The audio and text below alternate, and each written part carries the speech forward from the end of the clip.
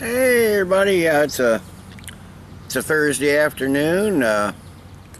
Fairly nice day for July in the Midwest. It's in the lower 80s, light breeze. The humidity's down a little bit. I guess the humidity and heat are supposed to come back the next couple days and then drop off again. We're supposed to have some more comfortable weather, but anyway, today I'm going to do one of these, the first of the beers from the Sierra Nevada, this year's Sierra Nevada.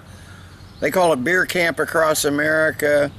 Unlike the other years where they did, where they had homebrewers come in and they brewed their beers, this is collaboration with, it's 12 different beers, 12 different breweries, so it's collaboration with 12 collaborations with 12 different breweries.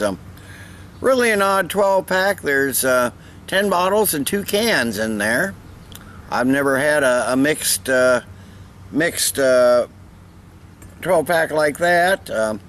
But anyway, yeah, I had a couple last night. I wasn't super impressed, but I'm gonna do one I haven't tried.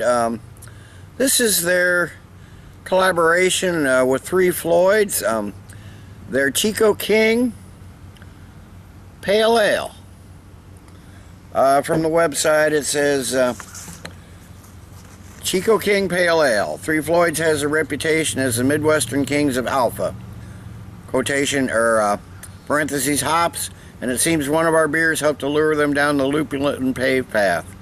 Chico King is a mashup of our mutual passion for hoppy pale ales and combines a uniquely robust malt body with intense citrusy and fruity new school hop varieties.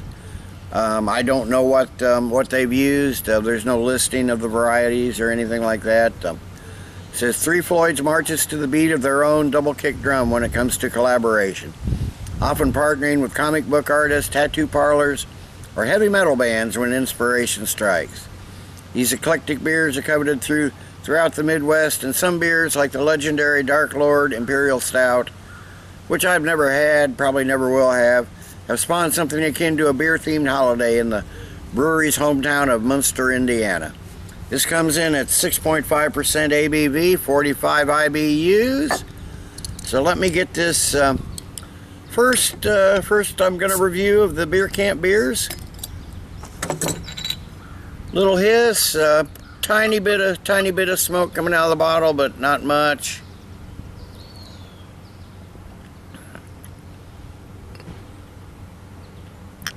I'll stop right there.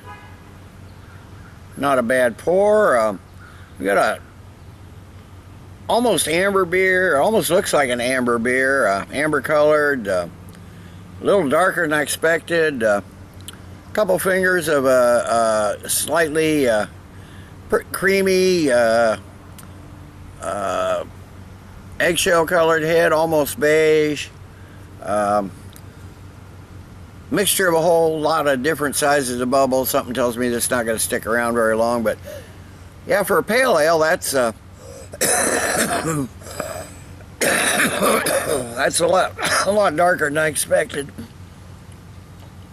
Seems to be, I think this glass may have an inch in it, but seems to be a decent amount of carbonation streaming up right in the center, but nothing around the edges or anything. But so far so good. Let's get a nose on it and see what we have. Like I said, never had this one before. Had a couple of the others last night, but not this one. Okay, yeah, it's strong. There's a lot of malt in this. A strong caramel flavor, some pretty heavy biscuit malt notes in there. Just maybe a hint of some pine hops and some citrus. The pine are pretty subtle. The citrus is a little bit up front, but this is mostly a fairly, for a pale ale, fairly malty aroma. So let's get a taste.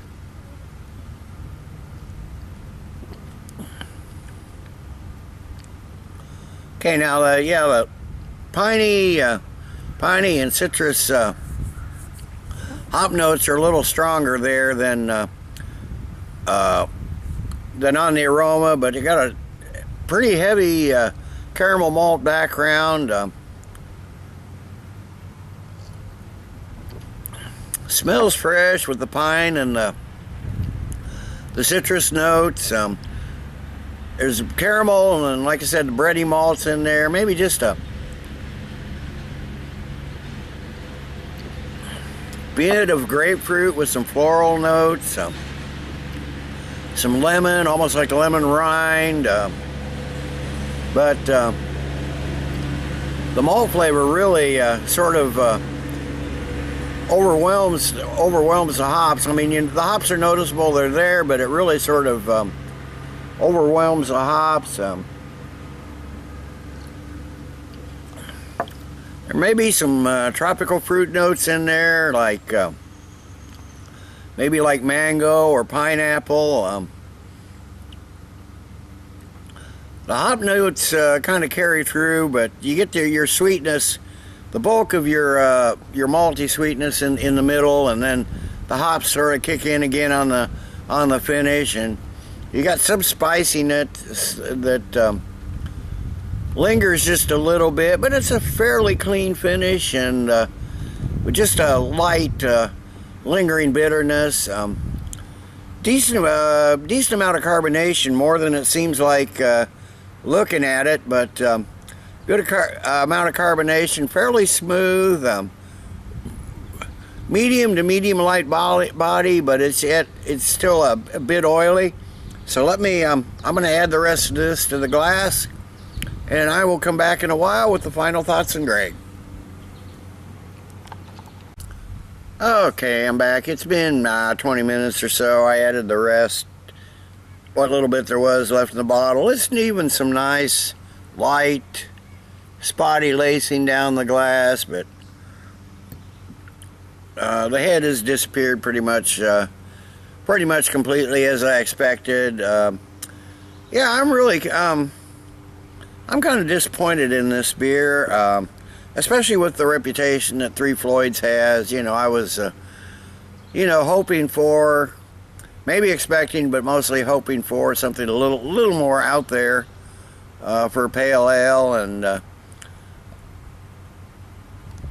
what I got here is a slightly above average pale ale. The malt, or the hops have come out a little bit more, and there is a nice blend of hop flavor in there. But it's, at least for my taste, it's a bit overwhelmed by the malts. There's some really heavy biscuity notes in there, and the caramel notes. But like I said, it does have some bright spots. The hop flavor is nice. When you can perceive it above the malt. It's there, it's noticeable, and it's a nice blend, a really nice combination of hops, so I'll give them that. But it's average to, well, maybe above average, slightly above average pale ale. It's nothing real memorable, something that's gonna, something if it were anywhere but the beer camp, if it were offered year-round or something, or just as a seasonal, that wouldn't be something you'd write, or at least wouldn't be something I'd rush out to buy. I'd probably pass on it, actually. But still, it's okay. It's a decent drinkable beer. So far, I've had three, like I said, I've had three of the beers. I had two last night, was not super impressed with them. But I think they're a little better than this one. But so I'm going to give the first of the beer camp beers that I'm going to do, and I'm definitely not going to do all 12. So if anybody has any suggestions, something they'd like to see that's in that sampler pack. It's really weird. Like I said, there were 2 cans and 10 bottles, and 2 cans are both box.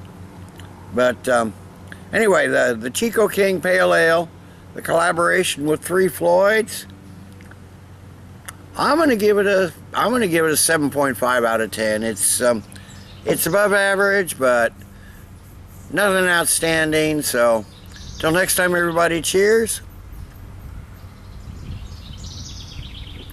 Let's keep drinking good beers.